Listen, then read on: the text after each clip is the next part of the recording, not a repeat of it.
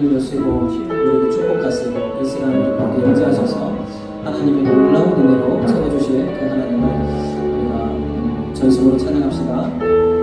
하늘의 문을 여소서.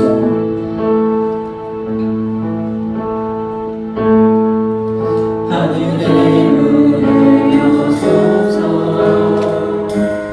이곳을 주목하소서. 주를 향한 노래가 꺼지지 않으니 하늘을 열어소서.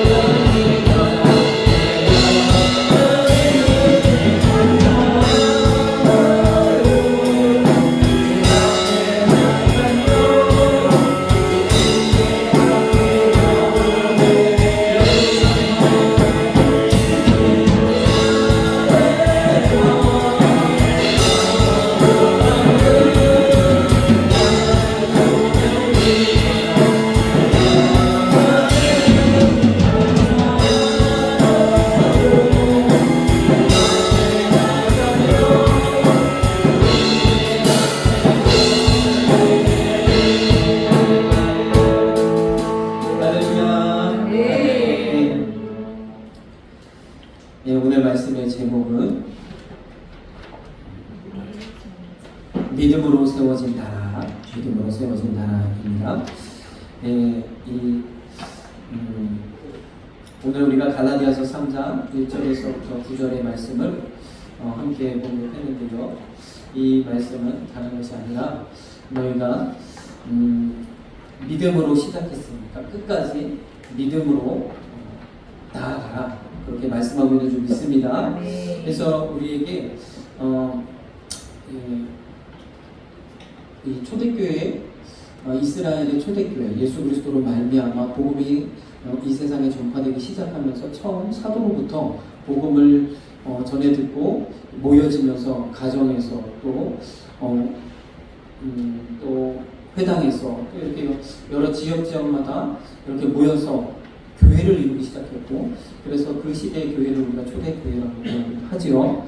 이 초대교회 시대 때 항상 보면 도전을 받았던 것이 무엇이냐? 유대 사회가, 유대인들이 항상 율법 안에서 모세가 전해준 율법을 항상 지키면서 그런 전통에 의해서 세워진 나라이고, 참 이스라엘이라는 나라, 지금의 이스라엘이라는 나라는 참 2000년 동안 나라가 없었다가도 그 민족의 정체성을 잃어버리지 않고 결국에는 1943년 독립을 하게 되는 참 놀라운 나라이지 않습니까?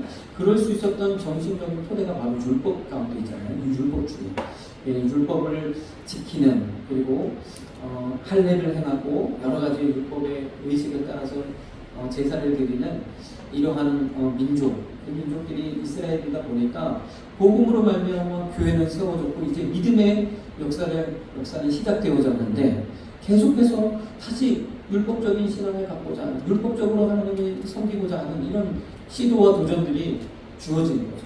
그래서 참 사도들도 이것을 계속 강력하게 이야기하였고, 이 율법주의에서 벗어나기 위해서 많은 노력을 했던 그 시대가 바로 초대교회 시대이고, 그러면서 오늘 말씀을 통해서 율법으로 다시 돌아가겠느냐, 우리를 어떻게 할 수 없는, 구원할 수 없는, 하나님의 의로운 가운데로 이끌 수 없는 그 율법으로 다시 돌아가겠느냐, 너희가 하나님의 아들 예수 그리스도로 말미암아 우리에게 주신 이 믿음으로 더욱더 나아가라고 오늘 이야기하고 있는 줄 믿습니다. 그래서 우리는 믿음으로 말미암아 살리라, 오직 의인은 믿음으로 말미암아 살리라 하신 그 말씀처럼 믿음으로만 되어진다는 것을 한 번 더 강조하고 있습니다.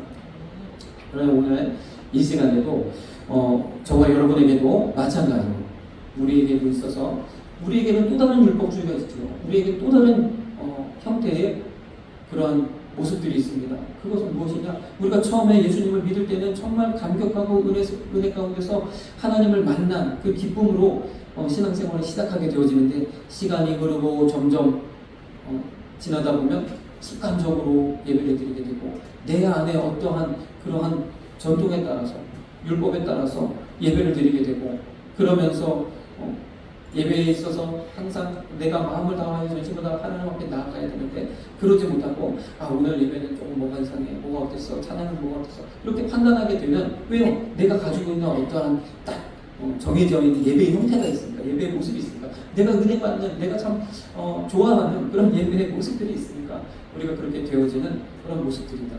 오늘 그런 율법적인, 그러한 형식적인 이러한 신앙에서 벗어나서 다시 한번 믿음으로 주 앞에 나아가는 저와 여러분들 되시길 간절히 소망합니다. 아까 우리 사랑 때도 우리 연구식품 리더 되시는 우리 집사님께서 한 형제에 대해서 말씀하셨잖아요. 그렇게 정말로 하나님을 간절히 사모하고 찬양하고 영광 돌리는 그 마음으로 다시 회복하셔서 주님께 나아가시는 저와 여러분들 되시길 간절히 소망합니다. 우리가 믿음으로 나아가기에 앞서서 6월은 포국 복음의 달이니까 참 제가 말씀을 보면서 놀라운 사실을 하나 깨달았어요. 오늘 우리가 함께 볼 이 말씀들을 통해서 보면 말씀을 통해서 이 사회가 또 우리나라가 이렇게 되어지는 현상이 보여진다는 거예요. 말씀 속에. 놀라운 일이죠. 말씀 속에서 우리의 어떠한 신앙의 모습, 하나님은 우리를 사랑하시고 또 우리를 인도하시고 이끄시는 그런 하나님의 섭리를 볼 뿐만 아니라 말씀 속에서 현재 사회가 이루어지고 앞으로 어떻게 되어질까를 말씀 속에서 볼 수 있다는 거예요. 네, 그러면 성경은요, 구약 성경과 신약 성경이 있지 않습니까? 구약 성경은 아까도 말씀드렸지만 구약 시대, 즉 율법으로 지배받아온, 율법이 지배하는 그런 시대였고, 지금은 예수 그리스도로 말미암아 이제 믿음으로 구원을 얻는, 오직 믿음으로 구원을 얻는 믿음이 지배하는 이 시대를 우리가 살아가고 있습니다. 그래서 첫 번째로는요, 제가 이렇게 제목을 잡아봤어요. 율법이 지배하는 시대가 있고 믿음이 지배하는 시대가 있었다는 거예요. 성경에도 분명히 기록되어져 있지만 우리가 사는 사회에도 이러한 모습들이 있다는 거죠. 히브리서 11장 1절에 믿음은 바라는 것의 실상이 오지 못하는 것의 증거니, 그래서 우리에게 있어서도, 우리 신앙에 있어서도 믿음이 너무너무 중요한데, 현재 우리가 살아가고 있는 국가들, 나라들, 우리 대한민국도 마찬가지죠. 믿음이 굉장히 중요하죠. 이 믿음을 좀 우리가 잘 이해할 수 있는 다른 용어로 바꿔보면 신뢰라는 단어입니다. 우리 이 사회가 얼마나 신뢰가 중요합니까? 이 신뢰를 바탕으로 지금의 대한민국이 세워져 있는 줄 믿습니다. 그렇죠? 우리나라가 참 그런 면에서 귀감이 되는 한 가지 사실은 우리의 그 택배 문화, 굉장히 대단하죠. 택배를 지금 대문 앞에다가 놓고 가도 안 없어지고 그것이 그 집주인에게 잘 전달이 된다는 게 너무너무 놀라운 거죠. 해외에서는 참 어떻게 저럴 수 있지? 한다는 거죠. 그래서 우리나라는 단일 배송도 되고, 뭐 좀 늦어도 이틀이나 3일이면 거의 100% 배송이 되지 않습니까? 해외에서는, 다른 나라들은 이게 만만치 않죠. 왜냐하면 없어질 위험이 있으니까 반드시 이것을 택배사가 책임을 질 수 없으니까 전달했다는 징표를 꼭 받아야만 그게 된다는 거예요. 그래서 가까운 나라 일본 같은 경우는 반드시 만나서 사인을 받아야 됩니다. 택배 기사가 그 주인한테, 그러니까 배송받는 사람한테 사인을 받아야만 건네줄 수 있어요. 그래서 이 사람은 배송받을 사람하고 이 사인이 안 맞아가지고 막 일주일 동안 창고에 쌓여있는 또는 이런 경우도 그래서 한 7번을 왔다 갔다 해야 되는 그런 경우도 생기고 한답니다. 그래서 참 그러다 보니까 물류비용도 늘어나고 여러 가지로 배송도 늦고, 그러다 보니까 이제 온라인 이런 그런 사업도 쉽게 커지지 못하는 그런 단점들이 있죠. 우리나라는 이런 부분들을 좀 서로 신뢰하는 이 신뢰 속에서 참 잘 만들어냈다. 또 한 가지는 또 가까운 나라 일본하고 좀 비교를 할 텐데, 일본이 우리보다 훨씬 기술이 앞서서 이 고속 열차를 먼저 도입했지 않습니까? 그래서 신간센이나 아주 그 유명한 고속 열차가 있어서 일본 열도를 통과하게 되는데, 우리나라도 이제 그에 이제 자극을 받아서 프랑스 기술을 이전받아가지고 KTX하고 KTX 3000, KTX 3000은 우리 이제 순수 기술로 만들었다고 하죠. 그렇게 이제 고속 열차를 우리도 만들어냈어요. 이제 만들어서 이제 이것을 이제 20년 가까이 무사고로 참 운행을 하고 있다는 것도 엄청 대단한 일이죠. 그런데 우리나라는 한 가지 더 나가서, 저도 이제 이전에 이제 인천에 있으면서 열차를 많이 이용할 때 처음에는 분명히 이 티켓이 있었거든요. 티켓을 가지고 이제 집어넣고 빼고 하는 그런 과정들이 있었단 말이죠. 더 옛날에는 이제 그 영무원들이 찍어줘야 되잖아요. 꼭 그래서 티켓 있는 사람만 들어갈 수 있고 티켓 없으면 못 들어가야 하는 거예요. 이런 부정승차를 방지하기 위해서 꼭 필요한 거죠. 그런데 이제 기술이 발달하니까 기계가 이제 그것을 다 대체하기 시작해서 기계나 티켓을 집어넣으면 이 티켓이 체크가 되고 그 사람을 통과할 수 있고 그런 방식으로 되고, 지금 뭐 서울 지하철도 다 그런 식으로 되어져 있지 않습니까? 그런데 이 고속열차 KTX에서는 과감하게 이 기계를 없애고 있어요. 영문도 없애고. 한마디로 어떤 분이 그렇게 개차역을 없애고. 근데 일본의 신간센은 어떠냐? 각 역마다 아주 고도의 그 기술력으로 만들어낸 아주 최첨단 기계들이 각 개찰마다 있어가지고, 그 기계는요 얼마나 대단한지 심지어 표를 접어가지고 넣어도 인식을 하는 거예요. 그거하고 다른 종이, 티켓이 아닌 종이를 구분해낸다는 거예요. 두 장, 세 장 같이 넣어도 그것을 각각 다 구분해내고 어디까지 가는지 이런 것들을 아주 정확하게. 그러니까 일본의 기술력이 얼마나 대단합니까? 그런데 그거 한 대 만드는데 1억씩 들어간다는 거예요. 근데 그거 왜 그래요? 부정한 것을 어떻게든 방지하고 편하게 쓰고자 이렇게 기계를 고도화시켰는데 대한민국에 와서 놀랬다는 거죠. 야, 어떻게 개찰구를 없앨 생각을 했을까? 우리 그 생각을 못했다는 거죠. 근데 우리나라는 한참을 넘어서 개찰구를 없애고 거기다가 무슨 이렇게 문구를 새겨놨는데 코레일은 국민을 여러분들을 믿습니다 라고 표현을 해놨다는 거죠. 그래서 참 잘해요. 이것은 근데 또 그 사정을 좀 들여다보면 이제 그런 기계들을 계속해서 도입해야 되잖아요. 장비도 나가지고 더 새로운 기계들을 도입해야 되는데 이제 따져보니까 무임승차하는 부정승차하는 비율이 생각보다 그렇게 높지 않다는 거예요. 그래서 우리나라 그래서 이 부정승차를 막으려고 이 부정승차를 막기 위해서 연구원도 있고 개찰구도 필요한 건데 그런 기계들도 필요한 건데 그 비용보다 차라리 그 몇 건의 무임승차가 더 경제적이다. 그래서 아예 없애고 결단을 내렸다는 거죠. 대단한 거죠. 그래서 어찌됐든 뭐 무임승차가 없지는 않지만 그래도 우리는 이런 신뢰성을 바탕으로 그러한 일들을 그런 혁신들을 이루어냈다는 거예요. 그런데 참 그런 것들을 과감하게 시도하지 못하는 나라들이죠.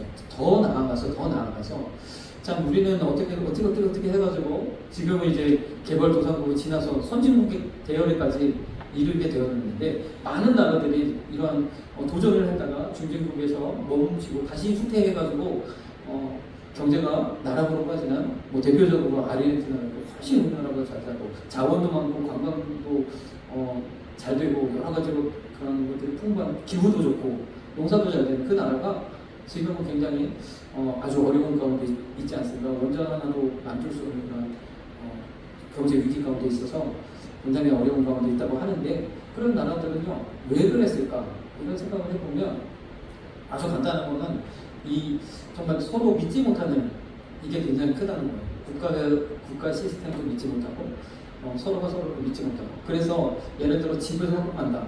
그런데 집을 사겠다고 온 사람과 팔겠다고 온 사람들 이 사이에 뭔가 이것을 그 위치에 가면 그 집이 있고 그 건물이 있어야 되는 이러한 시스템들이 잘 안 돼 있다 보니까 서로 문서상으로만 거래를 할 수가 없는 거죠. 실제적으로 다 건물도 확인해야 되고 이 모든 것을 다 꼼꼼하게 따져봐야지만 거래를 할 수 있는 그런 상황이 되다 보니까 어려운 거죠.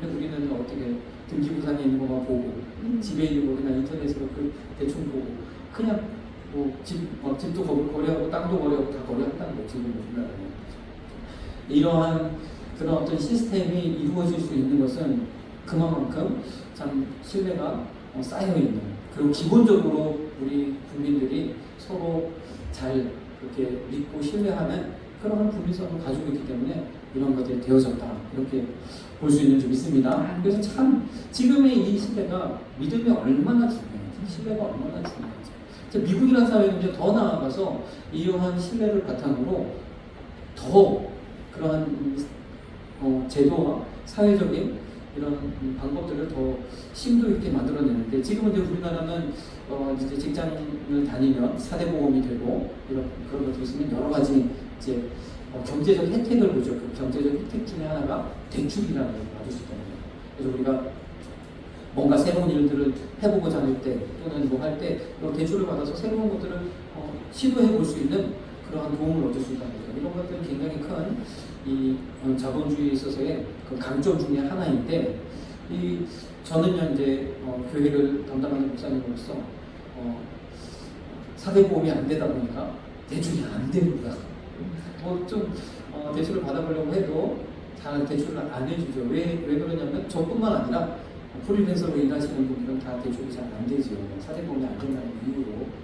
왜냐하면 그가 뭐 당연히 일정의 수입이 있고 충분히 이것을 상환할 수 있는 능력이 되겠죠. 되겠음에도 불구하고 이것을 보증해주는 수단이 없기 때문에 국가 공적인 어떤 제도 보증해주는 그런 제도가 없기 때문에 보증을 할 수가 없기 때문에 은행에서 돈을 빌려줄 수 없는 그런 것이 되는 거죠. 그런데 미국이라는 사회는 그러한 것조차 눈에 보이지 않는 이러한 부분들조차도 보증하는 이런 제도들이 발달해서 뭐 예를 들어 운동선수는 자기가 운동선수 하는 동안 여러 가지 뭐 메달을 받았고 어떠한 경기에 승리를 했고 어떠한 목적을 이뤘고 이런 것들 자료를 잘 모아가지고 가서 제출을 하면 심사를 하고 대출이 승인이 난다는 거죠.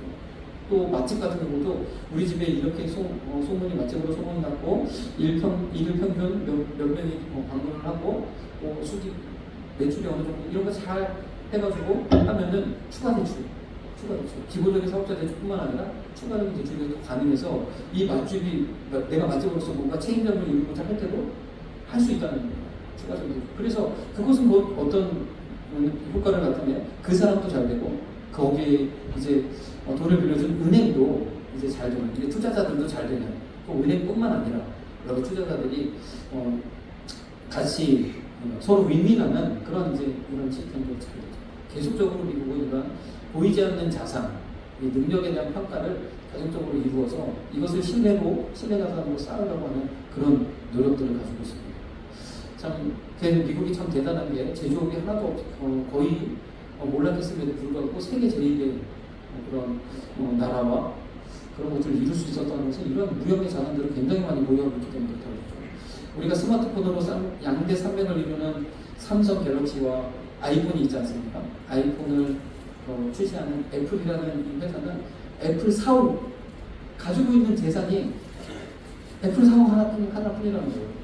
나머지 뭐 공장도 없고 뭐도 없고 아예 거의 그래서 자산이 0에 가깝다고 해요. 다 무형자산. 그리고 그 애플 생태계 이것으로만 어마어마한 돈을 벌어들고 있어요. 우리 삼성 같은 경우는 삼성 반도체 공장부터 시작해서 수많은 그 유형 자산들을 가지고 있죠. 근데 이 유형 자산은 문제가 뭐냐면 시간이 지나면 낡아져가지고 다시 새 거로 교체해야 돼. 교체 비용이 발생해요. 그런데 이 애플이라는 회사는 들어오는 것이 다 그대로 영업이익이죠. 그래서 매출 금액으로 따지면 삼성과 애플이 거의 비슷비슷하거나 요즘은 좀 애플이 더 많아다가 최근에 삼성이 갤럭시 24 그 AI 그 폰을 내면서 좀 매출이 더 이제 앞서가는 그런 이제 그렇게 되어졌다고 하는데 그럼에도 불구하고 영업이익은 너무 많이 차이 납니다. 비교가 안 될 정도로 거의 한 10분의 1 정도. 그만큼 미국이라는 나라가 이런 그 보이지 않는 이러한 것들, 이런 그 자산들을 잘 만들어가고 있다. 그래서 우리도 앞으로 우리나라도 이제 제조업에만 우리가 기댈 수 없고 이러한 무형의 자산들을 계속해서 만들어가고 그것이 신뢰가 쌓이고 그것을 토대로 뭔가 새로운 사업과 또 스타트업과 이런 것들을 이룰 수 있는 투자를 받을 수 있는 그러한 사회적인 제도를 우리도 만들어가야 된다. 이런 이제 그런 이야기들을 하시더라고요. 저도 듣는 일이에요. 근데 좀 놀라운 일이에요. 오늘 히브리서 11장 1절 아래에 있는 말씀을 보면 믿음은 바라는 것들이 실상이요. 히브리서 11장 1절 믿음은 바라는 것들이 실상이요. 보지 못하는 것들의 증거입니다. 이 미국이라는 사회는요, 이 보이지 않는 이 신뢰를 바탕으로 어마어마한 부가가치를 만들어내고 있다는 이 측면에서 대단한 거죠. 우리나라도 이제 제조업을 바탕으로 선진국의 대열에 들어왔으니 이제는 이러한 아이디어와 그러한 개인의 능력을 바탕으로 한 이런 무형의 자산들을 또 우리가 브랜드 가치를 키워가는 그런 일들이 우리나라 가운데도 있어야 될 줄 믿습니다. 우리나라가 더 이제 성장하기 위해서는 이러한 일들이 이제 계속 일어나야 됩니다. 그래서 우리가 나라 민족을 기도할 때도 이러한 경제적인 상황들을 우리가 보면서 기도하는 것은 굉장히 중요한 줄 믿습니다. 누가복음 16장 16절에 보면 여기도 마찬가지죠. 율법과 선지자는 요한의 때까지 예수님 오시기 전 예수님을 먼저 6개월 앞서 태어나서 그 길을 예비했던 나의 소리라 이렇게 이사야 통해서 이야기했던 그 요한, 세례 요한의 때까지만 율법의 시대라는 거예요. 예수님이 오신 이후에는 믿음의 시대인데 주님으로부터 복음이 전파되어 이 믿음의 시대에는 사람이 그리로 침입하는 시대라는 거예요. 침입하는 시대. 그러면 이 말씀을 조금 어려우니까 우리 마태복음 11장 12절 13절을 우리가 참고로 보면 세례 요한의 때부터 지금까지 천국은 침노를 당하나니 침노하는 자는 빼앗으시라. 그래서 지금 우리가 살아가고 있는 이 자유 시장 경제 이러한 이러한 체제 가운데에서는 그렇잖아요. 자유로운 경쟁을 통해서 그렇죠. 이 경쟁에서 승리하는 사람이 다 차지하지 않습니까? 그래서 우리가 천국도 침노를 당하는 것처럼 우리가 살아가고 있는 이 사회도 이러한 경쟁을 통해서 더 나은 가치, 또 혁신 이런 것들을 이뤄가는 그런 사회다라는 것을 우리가 볼 수 있습니다. 참 그래서 하나님 말씀대로 이 사회가 그렇게 변화되니까 모두가 잘 살고 또 절대 빈곤이 사라지고 하는 그런 놀라운 일들이 일어난 줄 믿습니다. 갈라디아서 3장 12절에 보니까 율법은 믿음에서 난 것이 아니라 일을 행하는 자는 그 가운데 살리라. 다시 말해서 율법으로 살고자, 율법으로 의를 얻고자, 율법으로 무엇을 그러니까 율법으로 다시 돌아가 버리는 그런 사람들은 율법의 한계에서 벗어날 수 없다는 거예요. 우리가요 아무리 열심히 하나님을 섬겨도 율법적인 신앙은 그 율법의 한계에서 벗어날 수 없다.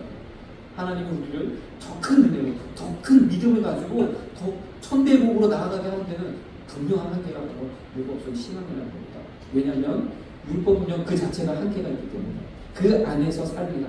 그런데 우리가요 이런 율법적인 사회를 우리가 또 생각해 볼 수 있는 것이 바로 공산주의이지 않겠습니까? 공산주의 사회주의는 국가가 이 모든 것을 이 모든 가치를 다 국가가 매겨요. 국가가 바라보는 1등 가치가 어디에 있느냐? 거기가 이제 모든 이제 국민이 다 거기에 매달리고 모든 정부 부처가 거기에 다 쏠리게 되는 그런 거죠. 그러다 보니까 참 어떻게 보면 계획하고 탁탁탁탁 맞춰가는 것이 빠르게 성장하고 모든 면에서 앞서 나갈 수 있을 것 같은데 한계가 있다는 거예요. 그리고 우리가 지금 보면 중국이 그런 한계를 드러내고 있는 것을 우리가 보지 않습니까? 그래서 이러한 공산주의 계획 경제는 막 발전을 하고 할 때는 국가가 이 모든 것을 다 지정하고 하니까 굉장히 잘 되는 것 같지만 그것을 넘어서서 정말 높은 차원의 부가가치. 그래서 중국도 제조업에 기대가지고 막 물건을 만들어내다 보니까 관 생산을 해내가지고 물건값이 얼마나 싼지 요즘 뭐 그래서 알리템포 뭐 이런 얘기 많이 나오더라고요. 이제 엄청나게 싸게 만들기는 하는데 그것을 넘어서 고부가가치로 넘어가는 데는 쉽지 않다는 거죠. 그래서 미국에서는 반도체를 걸고 넘어지지 않습니까? 반도체만 막으면 안 된다는 게 어렵다는 거죠. 이제 어쨌든 그러한 이런 한계를 우리가 이 사회에서도 볼 수 있다는 거예요. 반대로 로마서 1장 17절에는 믿음에 대해서 말씀하셨죠. 복음에는 하나님의 의가 나타나서 믿음에 이르게 하나니 기록된 바 오직 의인은 믿음으로 말미암아 살리라. 참 이 율법적인 사회는요 우리 개개인을 신뢰할 수 없는 개개인이라고 생각을 해요. 왜냐하면 우리는 다 연약하고 죄성이 있고 우리 안에 그런 죄성이 있어서 신뢰할 수가 없으니까 강력한 그런 제도와 법으로 통제를 해야 된다는 거예요. 그러나 신뢰를 바탕으로 한 이러한 사회는 우리 각 개개인은 분명히 죄가 있고 연약합니다. 그러나 이 개개인들을 뭉쳐가지고 사회를 만들어 놓으면, 공동체를 만들어 놓으면 여기에서 효과적인 시너지가 나타난다는 거예요. 그것을 믿고 그렇게 되면 이 안에서 누군가는 돈을 열심히 벌고자 하는 이들이 있을 수 있고 또 누군가는 또 거기에서 하나님이 우리에게 주신 이 보편적인 가치들을 실현하기 위해서 사랑을 실천하고 가난한 사람들을 돕고 하는 일들을 하는 누군가는 또 나타나는 그런 일들을 보게 된다는 거죠. 그러면서 하나님이 우리에게 베푸신 이러한 것들, 이런 이 보람을 느끼고 이런 것들을 하고자 하는 그런 일들이 일어난다는 거예요. 그런데 공산주의 통제사회에서는 이런 일들, 뭐 NGO라든지 남을 돕고 하는 일들이 결코 일어나지 않지요. 이런 것들을 우리가 분명하게 볼 수가 있습니다. 그래서 로마서 1장 17절의 말씀처럼 믿음으로 믿음에 이르게 하나니 이르겠어요. 그래서 이런 신뢰를 바탕으로 한 사회는 신뢰가 신뢰를 만들어, 신뢰가 또 다른 신뢰를 만들어내서 더 큰 그런 발전을 이루는, 그래서 선순환을 이루어내는 그런 일들을 우리가 보게 되죠. 우리나라도, 우리 여러분들도 이러한 이 역사들이 계속적으로 일어나야 될 줄로 믿습니다. 여기서 보니까 오직 의인은 믿음으로 말미암아 살리라. 그러면 의인이라는 것은 천국의 시민이지 않습니까?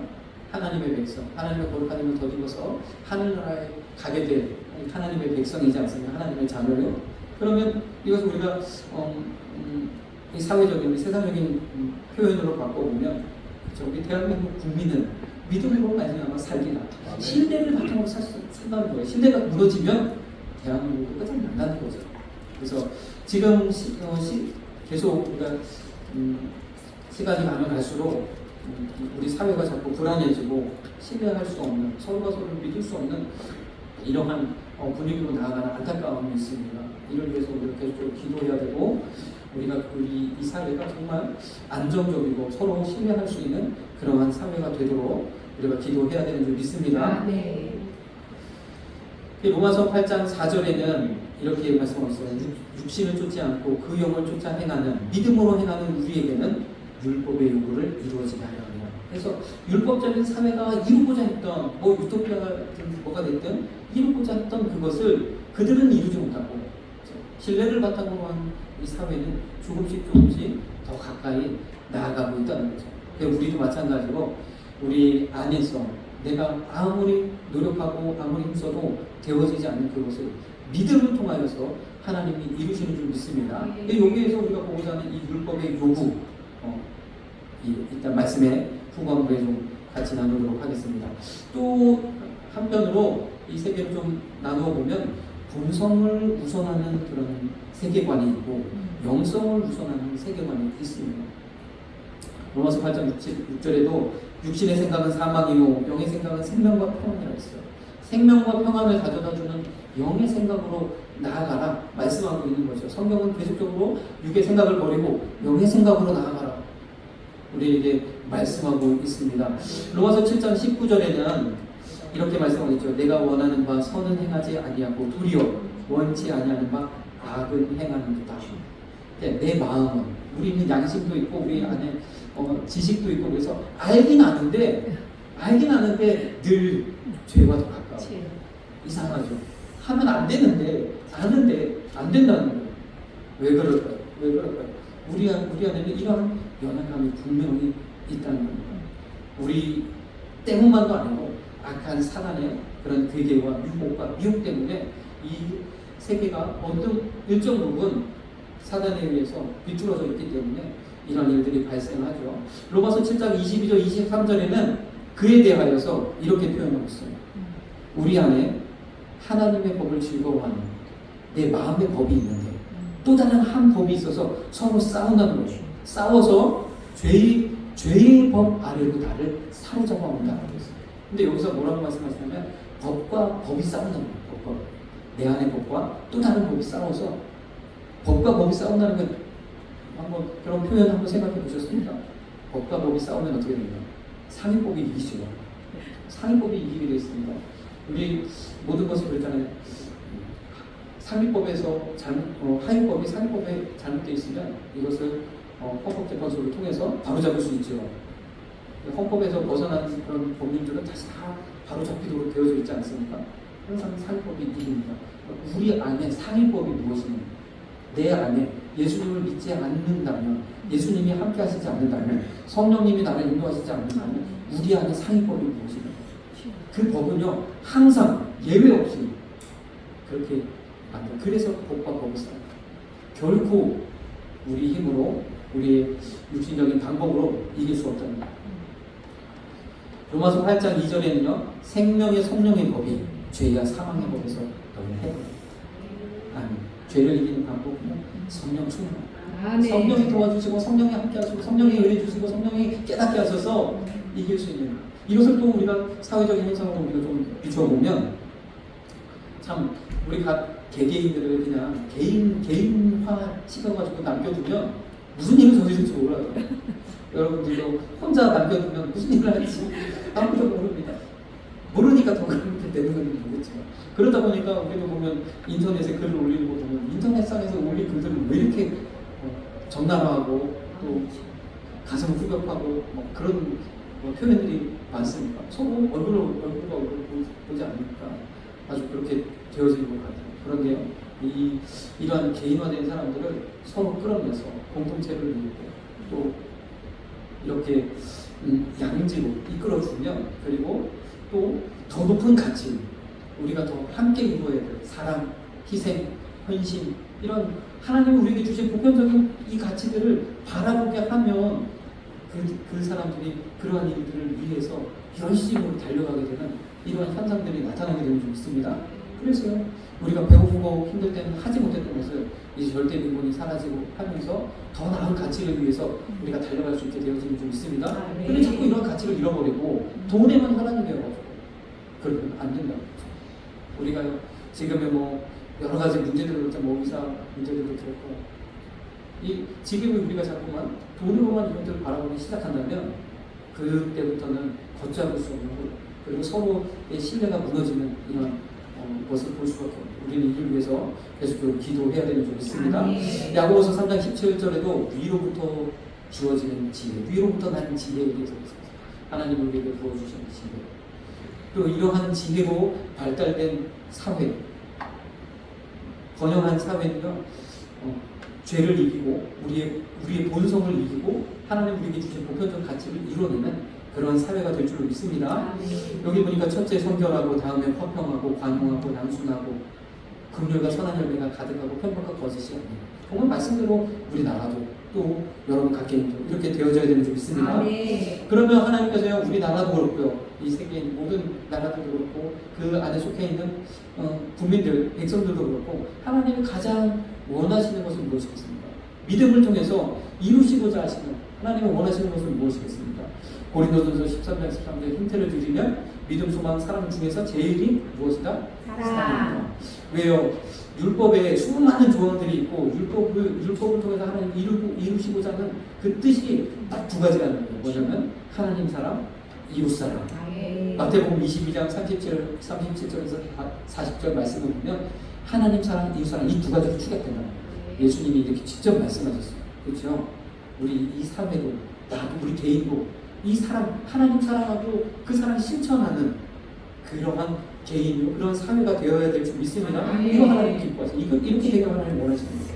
요한복음 21장 15절에 예수님이 부활하신 이후에 예수님은 3번이나 부인했던 베드로를 찾아오셔서, 베드로야, 너 나 사랑하니? 똑같은 질문을 3번 하셨어요.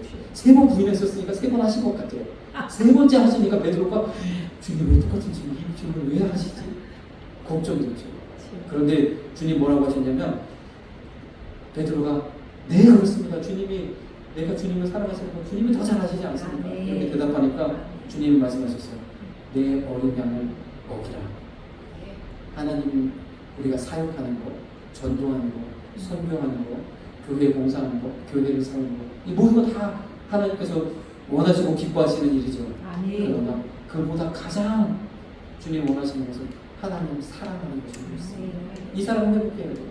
이 사랑을 회복하지 못하는 것이 결국 율법적인 신앙이 될 수밖에 없는 거죠. 사랑이 없이 율법적으로 내 마음의 법으로 내 안의 방식으로 하는 것이 율법적인 신앙이 될 수밖에 없는 줄 믿습니다.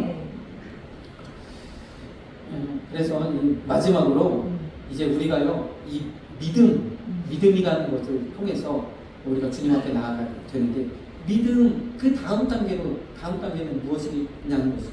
믿음, 우리가 믿고 그 다음에 우리에게 있어야 할 것이 무엇이냐. 오늘 본문 말씀의 3장 3절 말씀처럼 성령으로 시작했다가 육체로 마치겠느냐 하는 이 질문. 자, 믿음이라는 것은 우리가 히브리서 11장 믿음장인데, 히브리서에 있는 말씀들을 보니까 33절에 저희가 믿음으로 나라들을 이기기도 하며, 전쟁에서 승리하기도 하며, 의를 행하기도 하며, 약속을 받기도 하며, 사자들의 입을 막기도, 사자 불에 들어가서도 다니엘은 하나님 사자 입을 막아주셔서 승리하지 않았습니까? 엄청난 믿음이죠. 뭐죠?